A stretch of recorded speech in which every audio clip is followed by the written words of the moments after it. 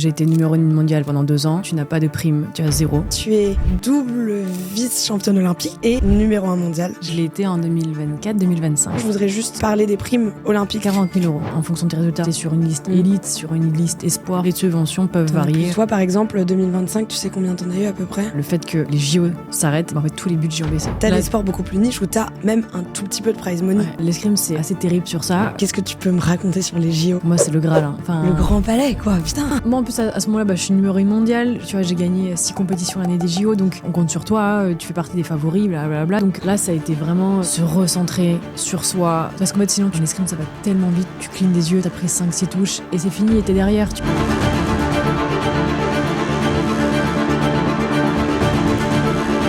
Sarah, bienvenue sur Combien ça gagne. Merci. Je suis trop contente que tu sois là, c'est un honneur vraiment. Ton parcours est exceptionnel. Alors je vais essayer de pas me tromper dans ton palmarès récent. Tu es double vice-championne olympique, exactement. C'est ça, et numéro 1 mondial, où tu l'étais. Je l'ai été en 2024-2025. 2024-2025, c'est ça. Et donc tu es escrimeuse, sabre, donc... Je n'y connais rien en escrime, donc tu vas me raconter. Et puis, j'aimerais aussi que tu m'expliques si tu es en équipe ou pas, ou les deux. J'ai l'impression que c'est les deux. Ouais, on a la chance d'avoir les deux disciplines. On a l'individuel et on a le par équipe. Ça doit être incroyable de pouvoir faire les deux, non? Ouais, c'est très sympa. Ça reste un sport individuel, mais c'est vrai que l'équipe, c'est un relais. Donc, tu vois, on n'est pas tous ensemble sur le terrain en même temps. Donc, on se donne chacun, l'une après l'autre, on rentre sur la piste. Mais il y a quand même cet esprit d'équipe, il y a quand même ces émotions qui sont énormes par équipe. Donc, on a de la chance d'avoir les deux. Et ça peut rapporter 2 médailles. Et tout. Et alors, du coup, comment ça fonctionne en relais? C'est-à-dire qu'en fait, t'es 4 contre 4 et ça, vous vous alternez. Et c'est juste celle qui a... En gros, c'est des matchs en 45 touches. Ouais. Donc, c'est le premier à 45. Et c'est des relais de 5.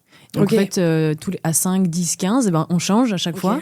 Tout le monde tire contre tout le monde en face. Donc tu vois, tout le monde rencontre tout le monde. D'où le 45, ouais. D'où le 45. Donc c'est à peu près des matchs de 40 minutes. Mais ce qui est intéressant, c'est que des fois, tu peux mener 30-20, par exemple. Et d'un coup, t'as la fille en face qui est super forte, qui arrive à tout remonter. Et elle met 18 touches. Donc en fait, tu vois, c'est...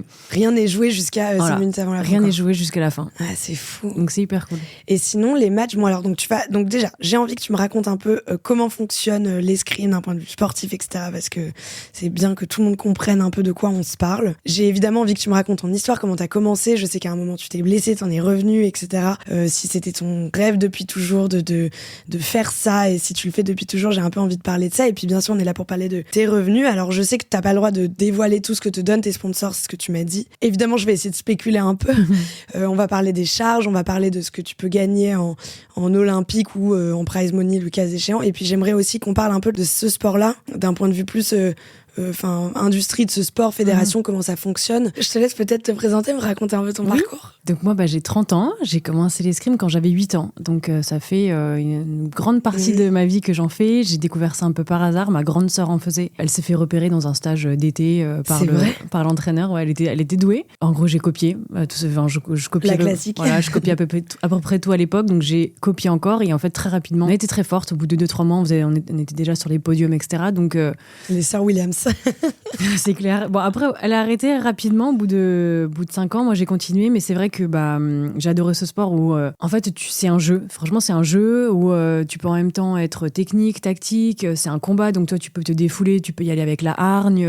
Et puis, j'ai été forte rapidement, donc c'est sûr que ça aide aussi. Mais vraiment amoureuse de ce sport qui, j'aime bien aussi la perfection du geste. Et donc ça, la technique, elle est hyper importante. Donc voilà, en fonction du mood du jour, tu peux y arriver soit avec grave de l'énergie et tu vas au combat, soit tu veux travailler ta tactique et dans ce cas-là, t'es hyper stratège, etc. C'est hyper stratégique. C'est vraiment un jeu d'échecs où t'essaies de deviner ce que l'autre va faire, t'essaies de mettre un plan en place. Et pendant le match, la fille, elle va changer son plan, donc toi, il faut que tu réadaptes également ton plan. Donc c'est vraiment stratégique. Donc ça englobe plein de choses. Moi, j'adore. J'ai toujours adoré ce sport et c'est en regardant les JO à la télé en 2004, en 2008, où je regardais l'escrime et... Je sais même plus où c'était les JO 2004, 2008, évidemment. 2004, Athènes. Athènes, 2008, Pékin. Ouais, Pékin. Et en fait, les sabreurs hommes, donc l'équipe nationale homme a été championne olympique les 2 Olympiades. Un des tireurs, c'était un gars de mon club. Et donc un jour, il est rentré au club avec la médaille olympique. Il nous a expliqué les JO et là, tu vois, ça y est. Bah là, t'es parti, là, c'est devenu ton obsession numéro 1. Voilà, je me suis dit, et à ce moment-là, je me suis dit, ok, je veux moi aussi aller aux JO, je veux être champion olympique. Enfin, c'est vraiment le truc est né à ce moment-là. Et après, tu sais, t'étais encore hyper jeune. Attends, 2008, t'avais 13 ans, un truc comme ça. 2004, j'avais 9, 2008, 13. Donc au début, c'est dans un coin de ta tête parce que, comme dit, t'es jeune. Mais il y a ce truc où tu rêves d'un truc lointain, grand, etc. Et puis en fait, tu rentres dans les équipes de France cadette, junior. Après, j'ai intégré l'INSEP après le bac. Donc l'INSEP, c'est l'Institut national du sport. C'est à Vincennes. C'est là où il y a toutes les équipes de France de tous les sports. Où t'as le fameux bâtiment incroyable, iconique. Exactement. Et donc là, quand t'intègres l'INSEP, tu fais partie des 10-12 meilleures filles en France. Donc tu rentres, t'es avec l'entraîneur national. Là, tu deviens tu t'entraînes comme un pro, quoi. T'es en équipe de France, ça veut dire. Quand tu rentres à l'INSEP, t'es dans l'équipe de France large, on va dire. T'es dans les 10 meilleures filles. T'as quand même une sélection après. Ces 10-12 filles ne vont pas au JO. Oui. Non. Au JO, il y a 3 sélections individuelles, 3 places individuelles et une 4e place pour l'équipe. Donc, tu vois, ça se resserre vraiment. Donc, il y en a une qui fait que l'équipe et qui fait pas d'individuel, c'est ça? Exactement. Okay. Wow. À Tokyo, au JO de Tokyo, moi, j'étais là que pour le par équipe. Ok. J'avais pas réussi à me qualifier en individuel, j'avais réussi à me qualifier par équipe. Et donc, par équipe, on fait 2e. Et au JO de Paris, je me suis qualifiée en individuel et j'ai fait 2e en individuel. Là, 2025. Là. Oh là là. Ouais. Incroyable. Et oui, donc là, t'as eu ce match en finale historique que tout le monde a vu. Exceptionnel. Tu vas me dire si c'est vrai ou pas, toi qui es de l'autre côté, mais c'est un sport qui fascine. Moi, dans ma tête, en tout cas, c'est une discipline olympique très populaire. Ouais. Ça fait quand même partie des trucs les plus que tout le monde veut aller voir et tout. Mais c'est ça qui est vraiment dingue, c'est que l'escrime, c'est le sport le plus regardé pendant les JO. Ouais. C'est là où on a fait sold out en premier sur les places au Grand Palais. Donc tu te dis, c'est quand même apprécié, énormément apprécié. Et pourtant, le problème, c'est qu'on est sur le devant de la scène, ou en tout cas mis en avant que tous les 4 ans. Parce qu'après, tu vois, nous, on a des championnats du monde tous les ans. Oui, donc c'est tous les ans. Ça, c'est ce que je voulais te demander. Les championnats du monde, c'est tous les ans. Ouais. Des là, Europes et des mondes tous les ans. Mais pourtant, en fait, tu vois, la médiatisation, elle redescend entre les Olympiades et ça remonte totalement après les JO. Enfin, pendant les JO, il y a énormément, par exemple, de nouveaux licenciés. Après les JO, c'est un truc de malade. Enfin, il y a énormément de nouveaux jeunes qui s'inscrivent parce qu'ils l'ont vu à la télé. Donc, c'est assez surprenant, tu vois, ce gap entre combien c'est apprécié et en fait la médiatisation qui ne suit pas vraiment en dehors, quoi. Alors ouais, j'avoue, je l'avais pas vu comme ça, mais c'est grave, c'est hyper marrant. Et puis surtout, la petite musique du coup que moi ça me dit, c'est que sport très populaire, mais pas nécessairement que ça suit pas aussi d'un point de vue business, j'ai l'impression, d'un point de vue argent. Donc t'as des mondiaux, championnat du monde tous les ans, championnat d'Europe tous les ans, prize money? Non. Pas de prize money. C'est fou en vrai. Ah non. T'as des sports beaucoup plus niches où t'as même un tout petit peu de prize money. Ouais. Tu vois. Non, l'escrime, c'est assez terrible sur ça. Tu vois, j'ai été numéro 1 mondial pendant 2 ans. Tu n'as pas de prime, tu as 0. L'année dernière, on est championne du monde, on n'a pas d'argent. On a été championne, ça fait 4 années de suite qu'on est championne d'Europe, on n'a pas d'argent. Il n'y a pas de prize money, aucun prize money pendant sur aucune Coupe du Monde, aucun championnat du monde, ni Europe. Et t'as d'autres circuits de championnat qui existent ou que tu fais avec ça? Le seul prize money qu'on a, c'est au JO, comme tous les athlètes français. Et alors, c'est quoi les primes au JO? On sait ou pas? Oui, elles sont totalement connues. Elles sont publiques, alors tu vas me corriger. Oui, parce que je l'avais trouvé le chef, j'avais demandé à ChatGPT quelles étaient les primes. Or, 80 000, argent 40 000, bronze 20 000, c'est ça? Exactement. Pareil homme-femme? Pareil homme-femme. Ok, bien. Donc ça, c'est le seul prize money que nous, en tout cas, escrimeurs, on a. C'est fou, ça, je trouve ça hallucinant. Ouais. Et c'est des problèmes de quoi? De fédération, d'organismes, de... Ouais, il n'y a pas d'argent. Il n'y a juste pas d'argent qui est injecté, il n'y a juste pas assez d'argent dans ce sport, pas assez d'enjeux pour des sponsors potentiels, etc. Enfin, c'est ça un peu la mécanique. Ouais, exactement. Mais c'est terrible parce que c'est vrai que tu te dis quand même, quand tu compares, alors évidemment, on compare ce qui est comparable, mais si j'avais ce niveau-là au tennis... je veux dire, ça n'a rien à voir. Alors bien sûr, ça reste le tennis et ils sont très forts sur la com, ils arrivent à... Mais je pense vraiment que il faut développer ça parce que on s'entraîne comme des athlètes professionnels. Enfin, vous êtes 6 heures par jour, tous les jours. Enfin, on n'a pas de métier à côté. On ne peut pas avoir de métier à côté parce que c'est notre métier, c'est ça. Donc, il faut bien qu'on vive de quelque chose. Et c'est là la difficulté, c'est qu'à un moment donné, t'es obligé de te débrouiller. Et donc, ça passe par, entre autres, les réseaux sociaux, les partenariats, etc. Il y en a qui n'y arrivent pas ou qui préfèrent faire des études ou travailler à côté, mais du coup ça met, ils loupent des entraînements, leur semaine est adaptée par rapport à ça, parce que voilà. Et donc, tu t'entraînes pas dans les meilleures conditions. Donc tu vois, après c'est un cercle un peu vicieux parce que. En fait, c'est pas que le sport qui est dur, c'est aussi.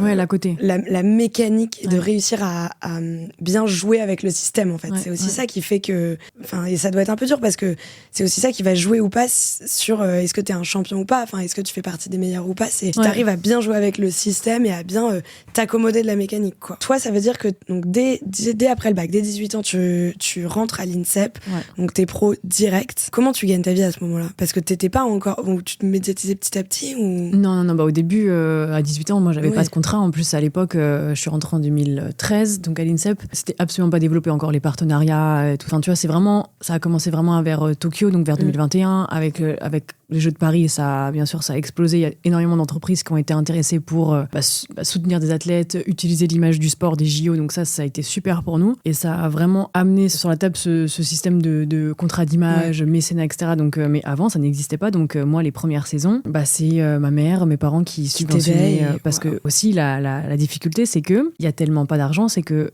soit tu fais partie des 3-4 meilleures filles françaises, soit tu payes toi-même tes... c'est ce que j'allais te demander. Voilà. Non, c'est pas vrai. Ouais, on paye nous-mêmes nos saisons. Et une saison, t'as 8 Coupes du Monde. Les 8 Coupes du Monde, elles sont partout dans le monde. Donc, on voyage aux États-Unis, en Asie, vraiment partout. C'est des déplacements qui sont très onéreux. Et donc, si tu veux participer à la Coupe du Monde, c'est à tes frais. Et à ce moment-là, la pression... Enfin, moi, je me souviens de partir en Coupe du Monde, de louper la Coupe du Monde et de me dire, ma mère a dépensé 3 000 € pour rien, enfin tu vois. Et donc en fait c'était horrible parce que tu as déjà ta pression toi-même de te dire je veux performer, je veux rentrer en équipe de France, etc. Mais en plus tu te dis je veux performer pour faire partie de ces quelques filles qui sont prises aux frais de la fédération pour décharger mes parents et ma mère, tu vois. Donc en fait c'était... Enfin ça, les débuts étaient très difficiles. Et pareil, à un moment donné, je suis en équipe de France, je progresse. Donc t'es rentrée assez vite en équipe de France, assez jeune du coup. En 2017, je rentre en équipe de France, donc au bout de 3 ans. Donc on va dire que c'est plutôt, on va dire que c'est très bien. En 3 ans, rentrer en équipe, c'est super. Sauf que c'est là où je me blesse. Donc pendant les du monde, je me romps les ligaments croisés. Et là, par contre, c'est là, t'en as pour croisé. Voilà, c'est presque 1 an de réduction, de chirurgie, de tout ça. Et donc en fait, quand tu reviens, tu repars de zéro. Classique. Donc là, c'est affreux. Donc, tu repars à zéro, c'est-à-dire tu repars sur payer toi-même ta saison. Donc, alors que toi, t'étais sur la rampe de lancement à cette époque-là, quoi. Exactement. Oh là là. Donc, tu vois, il y a des... La blessure, elle est difficile et mentalement et physiquement parce que mais aussi financièrement parce qu'en fait tu repars à zéro sur ça, donc ça a des lourdes conséquences, quoi. T'as réussi à revenir assez vite, c'est ce que j'avais regardé sur toi. Ouais, je re-rentre pour les Jeux. J'arrive à me requalifier pour les Jeux, donc 2 ans après. Donc c'est pour ça que tu vois, j'ai pas réussi à me qualifier en individuel, mais c'était déjà pour moi incroyable en fait d'avoir réussi à me qualifier par équipe parce que le temps était court, parce que la concurrence était rude. On a un groupe très fort en France, donc c'était vraiment pas facile d'aller chercher sa place. Et voilà, enfin moi à ce moment-là, tu vois, me qualifier au JO, c'était déjà le Graal pour moi. Donc et c'était tes premiers. Premiers, ouais. Hallucinant. Mais alors attends, j'ai plein de questions. Déjà comment ça marche quand tu fais les Jeux, tellement de questions là-dessus. J'aimerais aussi juste qu'on réexplique un tout petit peu en 2 secondes les règles de l'escrime et tout ce qu'on a passé. Et les championnats du monde. Tu m'as dit, t'as 8 coupes pour le championnat du monde. Mais ça veut dire que t'es tout le temps en compète. Genre là, par exemple, c'est quand je suis rentrée avant-hier. Ah oui, d'accord. Je suis rentrée avant-hier des États-Unis. On était à Salt Lake City. Donc c'était la 4e Coupe du Monde de la saison. Donc ça court sur toute l'année quasiment. Ouais. En fait, on commence la saison en novembre jusqu'à mai. Donc là, on a quasiment... c'est pas très bien étalé, mais on va dire qu'il y a à peu près une Coupe du Monde toutes les 3 semaines. Ouais. Donc on a déjà fait Alger, on était à Orléans, on a fait Tunis, et là on était à Salt Lake City. Ah oui, Tunis, j'étais récemment, oui. Donc la prochaine, là on a une petite pause, dans 5 semaines on va à Athènes, ensuite on va à Lima au Pérou, ensuite on va à Séoul, enfin bref, on bouge beaucoup. Donc tu vois, la saison elle est variée, elle est un peu étalée partout. Donc on a 8 étapes de Coupe du Monde, c'est un peu comme au tennis, tu vois, des grands chelems. On va dire 8 grands chelems qui nous font un classement mondial. Plus tu performes, plus t'es haut dans le classement mondial, etc. Et à la fin de ces 8, l'entraîneur national choisit les 4 meilleures filles pour aller au championnat d'Europe et au championnat du monde. Et là, on dit qu'on est sélectionné. Ah, ok, d'accord. Et l'année des JO, les championnats du monde sont remplacés par les JO. Donc le championnat du monde, tout le monde ne le fait pas, en fait. Non, tout le monde ne le fait pas. Et quand on gagne les championnats du monde, on a le titre de championne du monde. Donc toi, c'est ce que tu as eu 2024-2025, c'est ça. 2025. 2024, c'était l'année des JO. Oui, donc il n'y a pas de monde. Mais tu vois, le langage il est un peu différent parce que dès qu'on dit Coupe du Monde, les gens pensent à la Coupe du Monde de foot et donc se disent que c'est les championnats. Alors qu'en fait, nous c'est la présélection, quoi, entre guillemets. C'est comme un grand chelem, c'est très important, il y a tout le monde qui est là, c'est le même niveau, etc. Et là, t'as les 15 filles, du coup, françaises qui sont à l'INSEP où t'as combien de 12 filles. 12 filles, pardon. 12 filles qui peuvent être sélectionnées. Donc toi, au quotidien, à l'INSEP, vous êtes 12. C'est pas un peu dur parce que finalement, comme il y en a que 4 qui vont vraiment partir et concourir pour les titres, y a pas cet esprit de concurrence avec les autres filles ou... Évidemment qu'on est en concurrence avec le monde entier, et surtout, en fait, en concurrence avec les Françaises, parce que le but, c'est avant tout de se sélectionner pour... ouais, c'est ça. Donc, c'est donc la concurrence, et en plus, en France, on est, comme je disais, on est numéro 1 mondial depuis 4 ans. Enfin, on est, je pense, l'une des plus grosses nations avec le plus haut niveau. Donc, l'entraînement est riche. On a vraiment des filles très fortes. C'est ce qui fait aussi qu'on est forte, parce qu'en fait, plus l'entraînement est fort, plus on est fort. Donc, la France, c'est un des meilleurs pays. Ouais, au sabre, clairement. Donc, oui, c'est pas facile. C'est pas facile de se sélectionner. Les entraînements sont difficiles. Mais moi, j'essaie vraiment de voir le côté positif qui est que si les filles en face sont fortes, je vais monter. Tu vois, donc il faut le voir comme ça. Après, évidemment qu'il y a des filles qui sont 5, 6, 7 en France, mais si tu vas en Allemagne, elles seraient sélectionnées, elles seraient au championnat du monde. Donc c'est difficile, tu vois. Il y a ce truc qui est, évidemment, on a des filles qui sont pas allées au jeu alors qu'elles sont, tu vois, elles sont top 20, top 30 mondiales. Donc, c'est dur. Ça, c'est dur. Pour ça, c'est extrêmement dur. Les places sont vraiment très chères. Mais on arrive vraiment à garder ce côté sain, une concurrence saine, tu vois, où on n'a pas de règles qui sont fixées, mais tu vois, tout le monde est respectueux. Il y a des règles tacites qui font que, on sait que pour tout le monde, c'est difficile, mais on se donne à fond à l'entraînement. Tout le monde joue le jeu, personne ne se cache. Enfin, tu vois, on est vraiment... tout le monde est dans le partage. On arrive vraiment on se soutient dans les moments difficiles. Ça donne des conseils, des trucs. Donc ça, on arrive à gérer. Alors là, tu parles que du sabre. Ok. Alors, parce que du coup, il y a 3 armes. Il y a l'épée, le fleuret et le sabre. Donc c'est 3 disciplines différentes. Pour quelqu'un qui connaît pas, c'est difficile de voir la différence. Pour nous, il y a une vraie différence. C'est comme si je te disais qu'il y a quelqu'un qui fait du 100 mètres. C'est 2 sports. Du 800 et un marathon. Enfin, tu vois, on court tous, mais ça n'a rien à voir les entraînements. Ça n'a rien à voir. C'est à ce point-là. Donc tu les vois jamais, tu les côtoies jamais, ils font pas partie de ta concurrence, on se parle totalement d'un autre monde. Ah ouais. On les connaît parce qu'on s'entraîne là dans la salle à côté, évidemment, mais on fait aucun entraînement en commun. Il y a rien qui est en commun. On fait pas les compétitions ensemble. C'est vraiment des sports différents, quoi. Et donc oui, mais en fait, dans les 3 armes, en France, on est plutôt bon. Il y a des gens qui sont très forts dans toutes les armes, dans filles et garçons. Mais nous, le sabre d'âme, en ce moment, c'est la meilleure arme. C'est un des stars, c'est ce que j'avais vu. Ouais. Alors, est-ce que tu peux expliquer un peu donc les trois armes? Donc la différence, c'est où est-ce que tu peux toucher, c'est ça? Exactement, où est-ce que tu peux toucher et la manière dont tu touches. Donc moi, le sabre, c'est anciennement l'arme des cavaliers. Donc le but était de tuer. C'est la plus spectaculaire. Ouais, pour moi, c'est la plus spectaculaire parce que c'est là où ça va le plus vite. Donc le but était à l'époque de tuer son adversaire et de récupérer le cheval. C'était comme ça, une pierre deux coups. Mais donc, on essayait de pas abîmer le cheval. Okay. Donc on n'attaquait pas son adversaire dans les jambes. Et cette règle est restée. Nous, on ne touche pas les jambes. Ça ne compte pas. Donc ça vient vraiment, tu vois, anciennement de ces combats de cavaliers. Et donc on touche avec toute la lame. Donc c'est pas uniquement la pointe. Ça va être des coups qui sont tranchants. Donc c'est pour ça que ça va très vite. C'est une arme qui est très explosive. On va très très vite. Et il faut avoir la priorité. Il faut être en attaque. Ok. Et donc après, toute la tactique qui est de soit est-ce que tu vas en première main, soit est-ce que tu mets d'abord en échec pour après aller en deuxième main, tu vois. C'est assez tactique pour savoir si est-ce que tu laisses la main à l'autre ou est-ce comment tu joues ta partie, quoi. Voilà. L'épée, c'est le plus simple. Tu touches avec la pointe, tout le corps, n'importe quelle partie du corps. Si on touche en même temps, chacun a le point.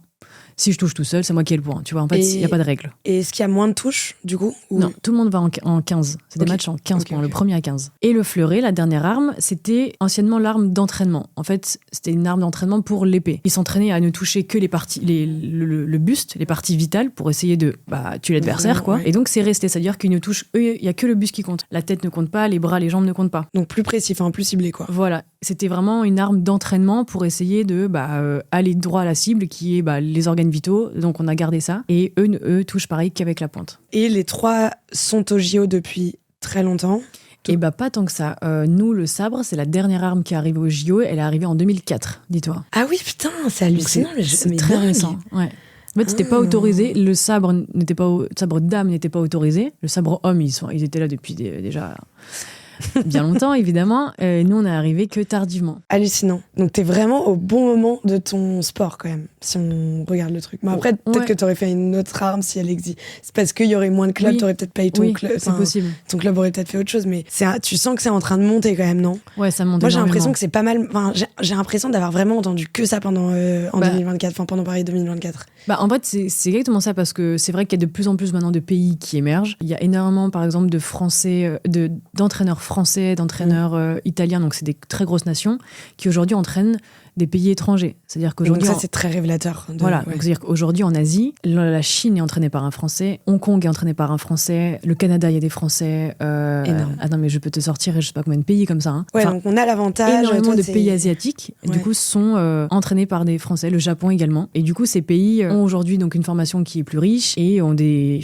ont tellement d'athlètes aussi que, tu vois, en Chine, ils sont des... Enfin, je veux dire, nous, on a 60 000 licenciés, là-bas, ils sont, je ne sais pas combien de milliers de licenciés. Donc, en fait, ils ont énormément de monde, ce qui fait qu'à la fin, il reste vraiment des machines. Et donc, tu sens que vraiment... C'est un peu comme au pousse. tennis en termes de ratio, j'imagine, de licenciés versus pro. Donc, tu sens maintenant qu'aujourd'hui, tous les pays, vraiment tous les pays sont très forts, ça monte, le niveau monte. On disait encore ce week-end, là, quand on était à la Coupe du Monde, que il y a 7-8 ans, c'était absolument pas ce niveau-là qu'on avait en Coupe du Monde.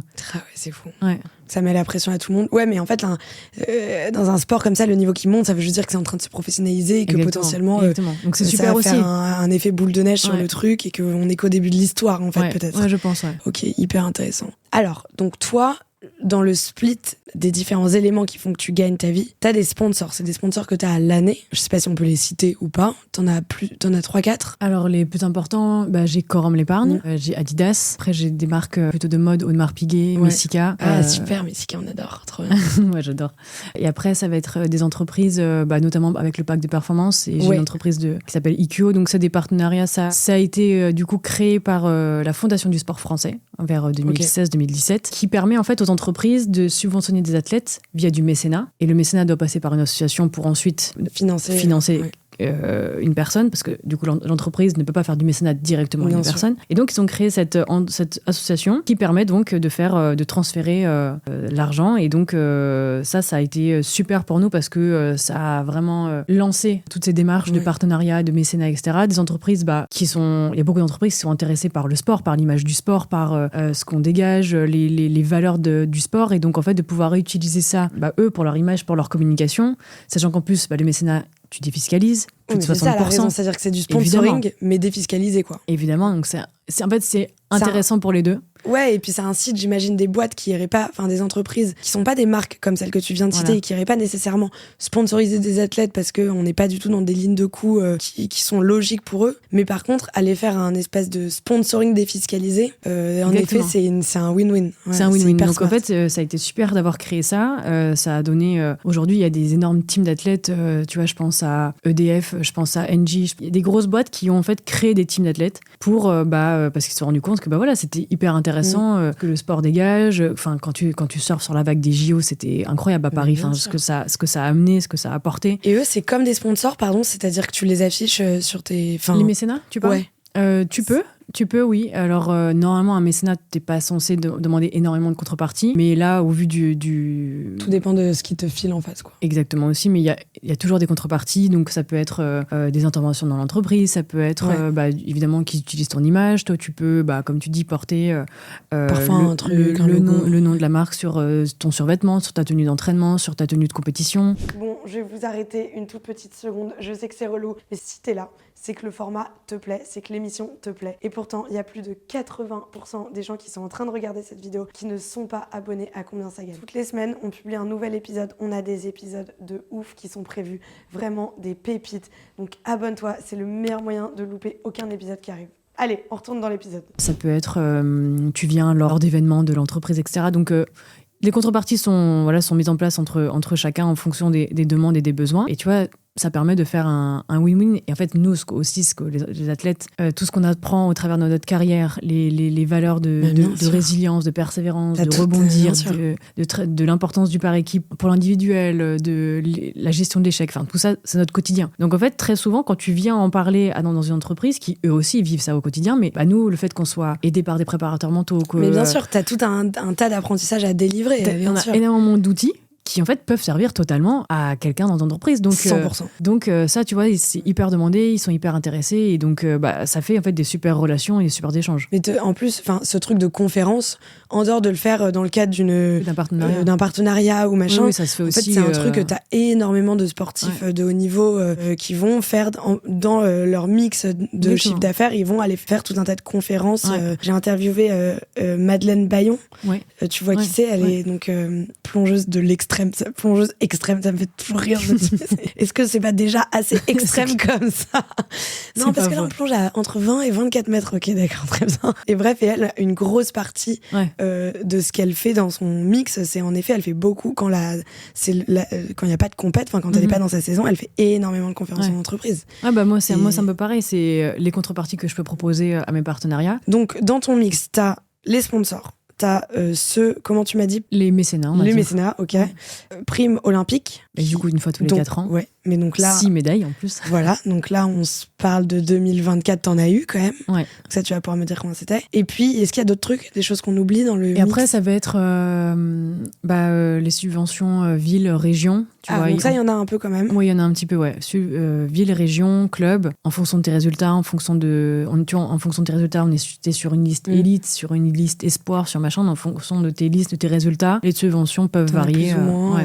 Toi, par exemple, 2025, tu sais combien t'en as eu à peu près? Sur 2025, tu vois, là, c'est marrant parce que le fait que les JO s'arrêtent et que en fait, tous les budgets ont baissé. Ah ouais, tu m'étonnes. Tout était maxed out pendant 2024. Et en fait tu sais que tu vas perdre des partenariats parce que évidemment il y a certaines entreprises qui étaient venues que pour une année ou alors qui avaient fait leur partenariat pour les 2-3 années avant Paris pour subvenir l'athlète, mais beaucoup sont partis. C'est le jeu, il y a pas de problème. C'est marrant ça. Ouais, mais toi ça te paraît évident, mais en fait d'un point de vue extérieur, jamais tu penserais à ça. Mais oui, en fait donc t'as des marques qui te font confiance pré-JO. Donc ça fait un espèce de build-up petit à petit. Climax pendant les JO et ensuite ok, merci, au revoir, on n'a plus besoin de. Moi je trouve qu'à partir du moment où tu le sais, c'est ok. Bien sûr. Par exemple avec Corum, ils avaient dit nous on est là pour les JO, mais on est aussi là pour après, on veut construire quelque chose une relation à long terme, etc. Donc tu vois, à partir du moment où tu sais,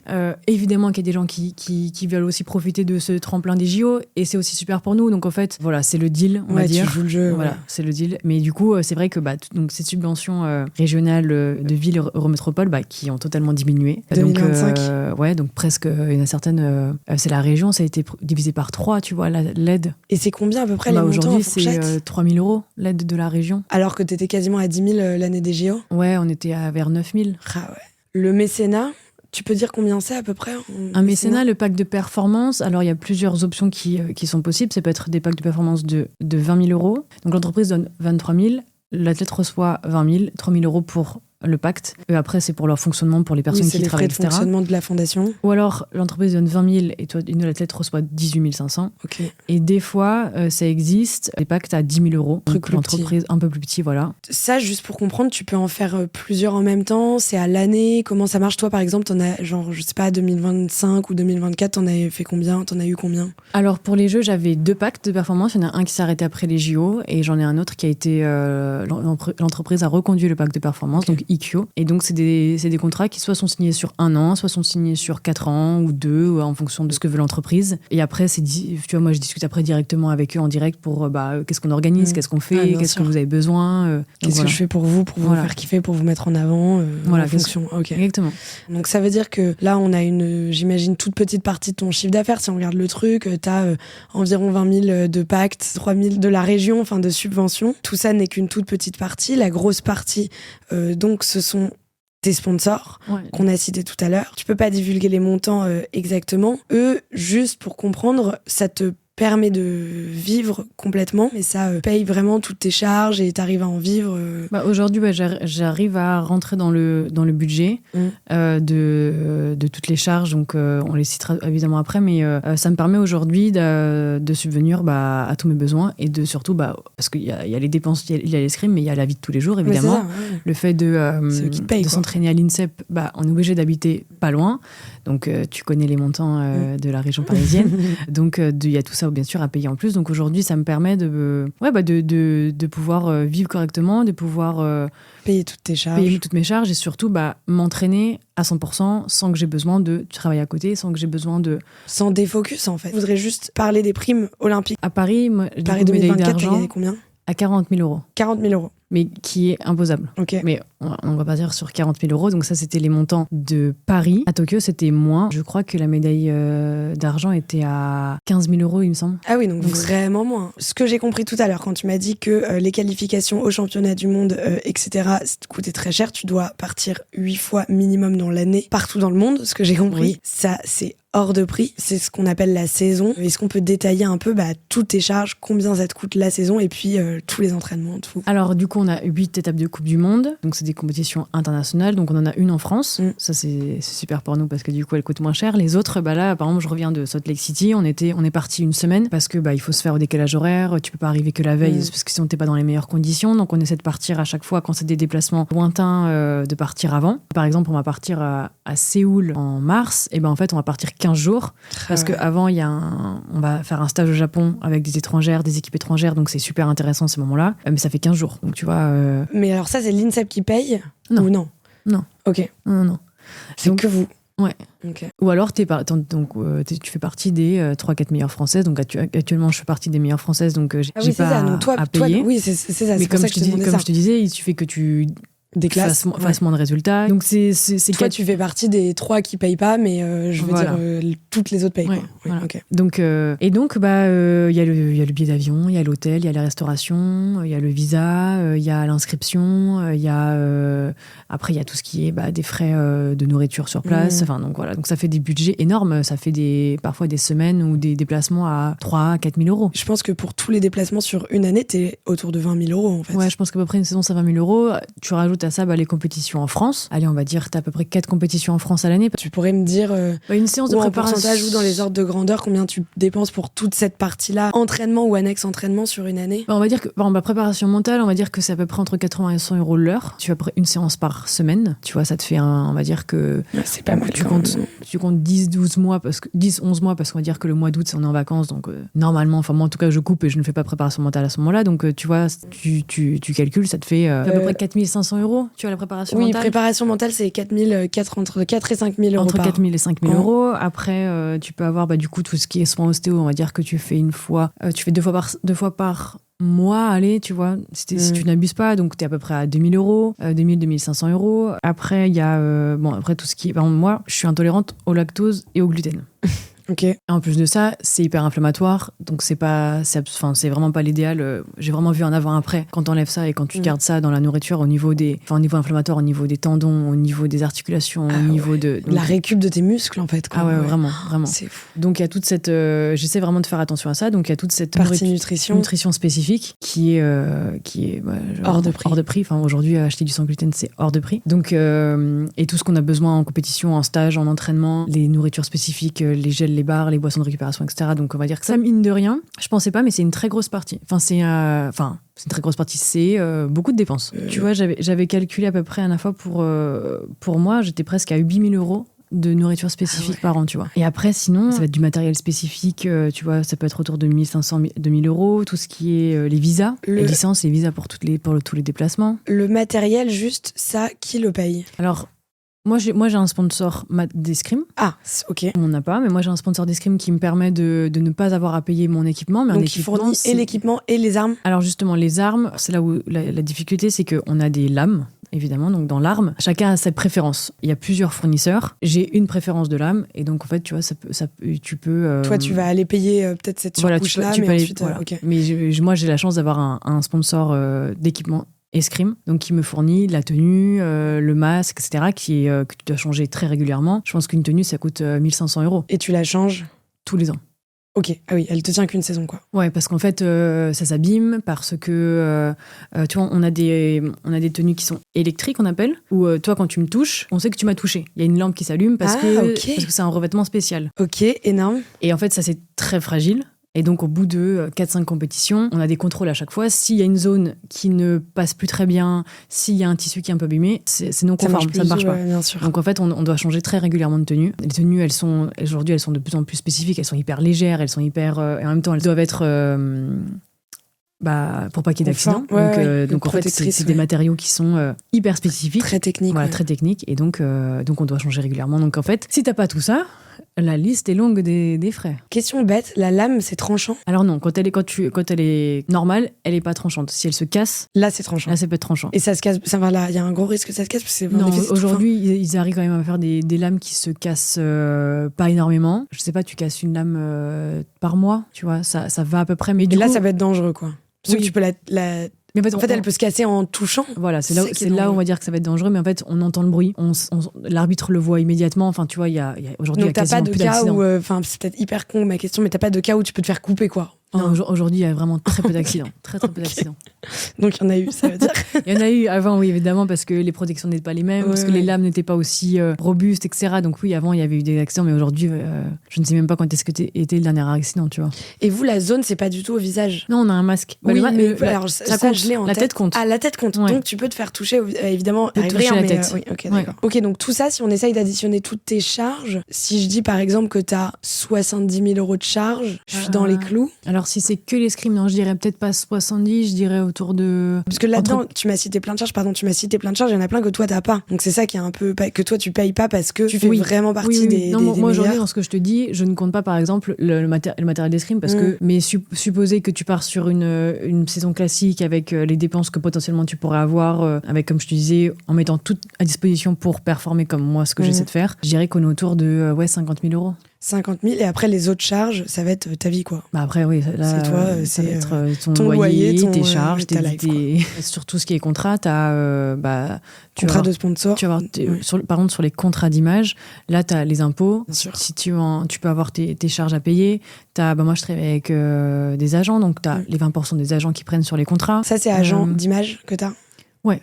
Agent d'image, ouais. Après, tu peux avoir des dépenses, comme on dit tout à l'heure, aujourd'hui. Ce que je fais sur les réseaux sociaux, ce que je mets en place, pour... Moi, de base, je suis allée sur les réseaux sociaux parce que j'aimais ça, parce que c'est quelque chose, j'ai grandi avec. Ça a toujours été facile pour moi juste de partager mon quotidien, etc. Ça, tu l'as fait dès le début, pardon. Enfin, assez vite, en tout cas, assez jeune. Ouais, j'ai commencé Instagram, franchement, quand j'étais en 3e seconde, quand ça a été créé, j'ai tout de suite adoré, j'ai tout de suite aimé. Et ensuite, j'ai quand même aussi senti l'opportunité de me dire, OK, j'ai remarqué que, tu vois, des entreprises comme Adidas, ils aiment les athlètes qui font du contenu, quoi. En fait, tu te mets à la place d'entreprise. Évidemment que c'est intéressant si elle a des followers, ce qu'elle porte sur ses vêtements est vu par X nombre de followers. Donc, tu vois, j'ai capté très rapidement que c'était important, que c'était intéressant. Et donc, j'ai développé mon réseau social assez vite. Et je pense que c'est aussi pour ça, tu vois, que Adidas, par exemple, a été intéressé. À ce moment-là, j'avais des résultats, j'étais une athlète prometteuse, mais j'étais pas encore au numéro 1 mondial. Donc, mais ils sont venus, ils ont été intéressés. Et je pense qu'ils ont vu le potentiel aussi, image et escrime, etc. T'accompagner dans ta progression. Et donc en effet, tu dois payer, enfin t'as des vidéastes ou des gens qui t'aident.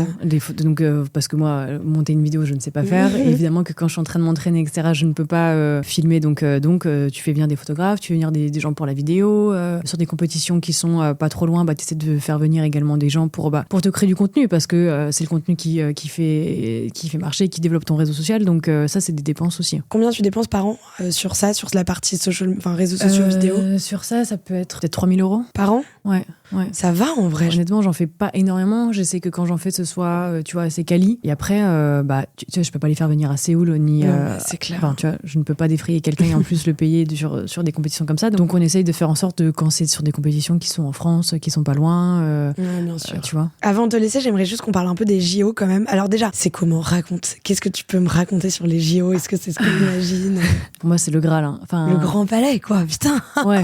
Oh là là, mais à Paris, c'était dingue. Honnêtement, à Paris, c'était fou. C'était fou parce que en janvier, déjà, on nous en parlait. C'était sur la bouche de tout le monde, dans la bouche de tout le monde. C'était dans les métros. C'était vraiment partout. C'était tellement stressant. Oh là là, j'imagine. Tellement stressant parce que... Toi, t'es chez toi.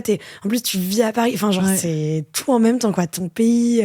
Moi, en plus, à ce moment-là, je suis numéro 1 mondial. Je gagne tu vois, j'ai gagné 6 compétitions l'année des JO, donc tu te dis, bah, tu vois, c'est le maintenant, c'est le projet de ta carrière, etc. Tout le monde te dit, bah, c'est évident, il y a la pression, bah, déjà que tu te mets toi, parce que, bah, je veux dire, ça fait 20 ans que tu fais de l'escrime, c'est pour maintenant, c'est là, c'est, tu vois. Je comprends tellement. Il y a la pression bah, de la fédération, du comité olympique, qui te dit, on a eu des discours qui étaient, en fait. On compte sur toi, tu fais partie des favoris, blablabla, donc.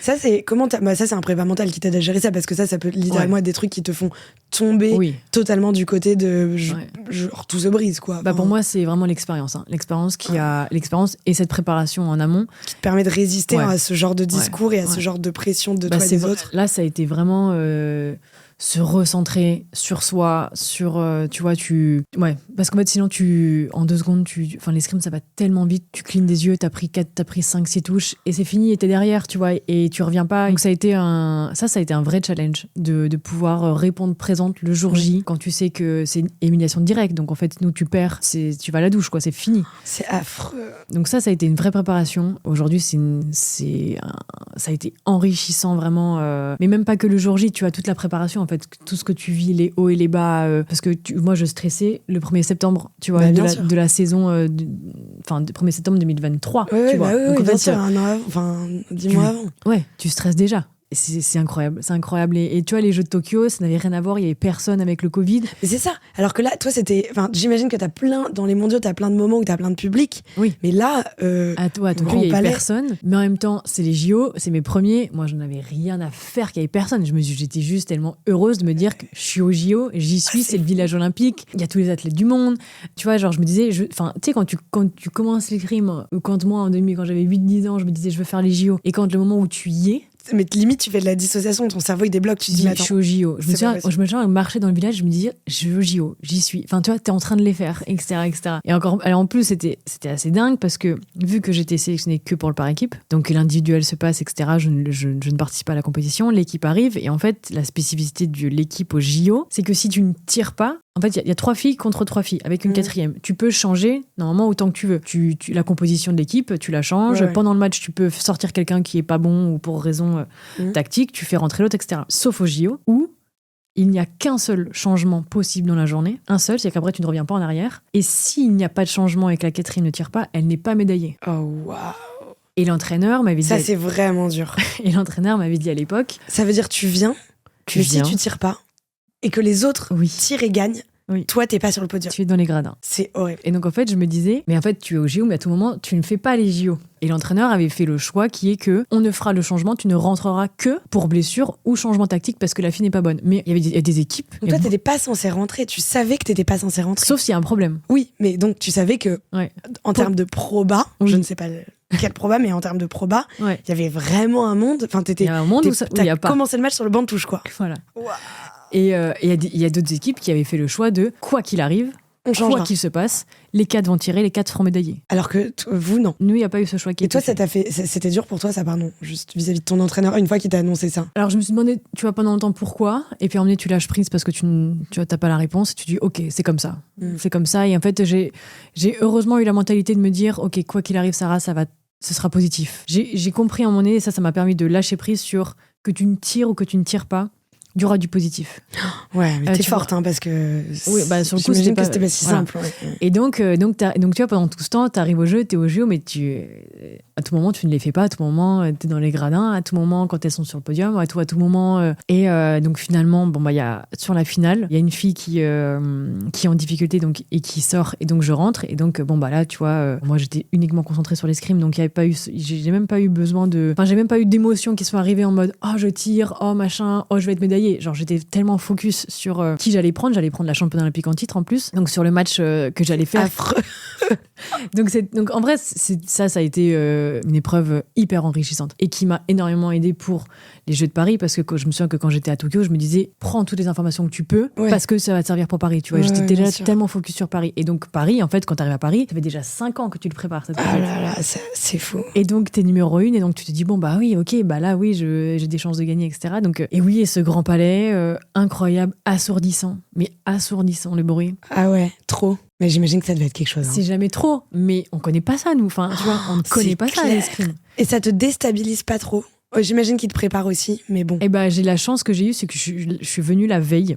Ok. voir les épreuves des hommes. Ok. Et je me suis vraiment mis à emmener dans un coin dans ma bulle, tu vois, à imaginer ce bruit, ça m'a permis de visualiser, tu vois, pour le lendemain, de faire vraiment ce travail de visualisation. Et ça m'a aidé. Parce que je pense que le lendemain, sinon, j'aurais pu... T'as le choc qui peut te déstabiliser. Ouais, parce que le bruit, nous, ça n'existe pas, ça. Et en plus, les gradins étaient en ferraille, c'est-à-dire que les gens tapaient. Oh là là. Et donc, en fait, t'avais un bruit, mais... Jusqu'à présent, c'était quoi le plus beau ou le plus marquant souvenir de ta carrière? Oui, c'est ça. C'est celui-là? Ouais. C'était clairement Paris, c'était tout ce que t'attendais et encore plus. En fait, je suis à l'apogée de ma carrière, tu vois, et en plus, c'est les Jeux en France, et tu te rends bien compte, en fait, de la chance que c'est d'avoir des Jeux en France. Il y a des champions énormes qui ont fait des carrières énormes, mais qui n'ont pas eu cette chance d'avoir des Jeux en France. Et oui, ça fait de tout point de vue, en fait, de niveau de l'ambiance, au niveau de l'organisation, au niveau de la médiatisation. Enfin, tu vois, ça a eu des retombées énormes pour les athlètes. On a été vraiment mis en avant pendant plus d'un an. Avant, toi, t'as après, clairement eu un avant, un après, même d'un point de vue de ta notoriété, popularité, etc. Ah oui, on t'arrête dans la rue, on te reconnaît. Je me suis posé la question, justement, quand je regardais ton Insta et que je me renseignais sur toi, etc. Je me demandais, est-ce qu'on t'arrêtait beaucoup dans la rue? Presque à chaque fois que je vais dans Paris, tu vois, il y a au moins une personne qui m'interpelle et qui me dit bravo, merci. Ouais, encore merci pour les émotions. Moi, tu te dis, mais attends, mais il y a 2 ans. C'est marrant. Ouais, mais en vrai, tu vois bien, même l'émotion, même moi là, de t'en parler, j'étais pas là, au Grand Palais, j'aurais adoré. Mais je veux dire, les JO, Paris 2024, ça nous a tous rendu fous, quoi. Ouais, ça a marqué, ouais. Et je pense que cette finale, elle était historique. C'est ça aussi que je pense que c'est pour ça que je pense que ça a joué aussi, c'est que une finale franco-française aux JO, etc. Oui, voilà, donc peut-être ceux qui n'ont pas la ref, entre guillemets, c'était donc finale contre Manon à Pitié. Manon, pardon. Et donc, c'était historique parce que c'était les 2 Françaises qui se battent le titre or-argent. Sarah, merci beaucoup. On te suit, on mettra ton Insta, etc. Et, merci à tous d'avoir écouté cet épisode et on se retrouve la semaine prochaine pour un nouvel épisode de Combien ça gagne. À plus, ciao.